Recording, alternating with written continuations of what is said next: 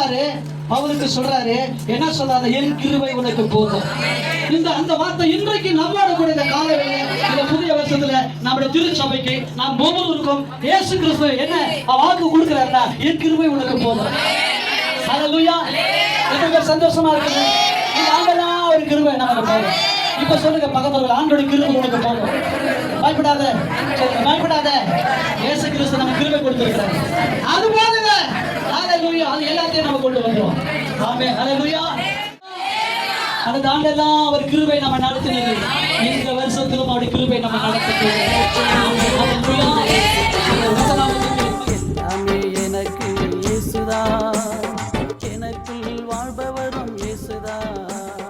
எல்லாமே சொல்றோம். இந்த கிருபையினுடைய மேன்மையை பற்றி, இந்த கிருபையினுடைய ஆண்டவர் வச்சிருக்கிற ஆசீர்வாதத்தை குறித்து நம்ம கொஞ்ச நேரம் செய்தி கேட்க போறோம். முதல்ல பார்த்தோம் கிறிஸ்துவின் கிருபை, இரண்டாவது பார்த்தோம் கிறிஸ்துவின் பலன், கிறிஸ்துவின் வல்லமை, நாலாவது பார்த்தோம் கிறிஸ்துவின் நிறைவான மிகுதியான சந்தோஷம், நான்காவது கிறிஸ்துவின் பயிற்சி. எத்தனை ஆசீர்வாதம்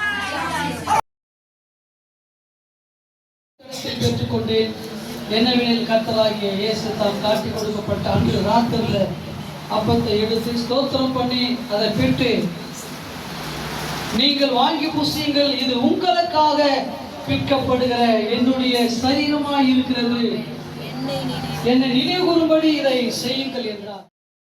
இயேசு பெரியவர், இயேசு பெரியவர், எனக்குள் இருக்கும் இயேசு பெரியவர்.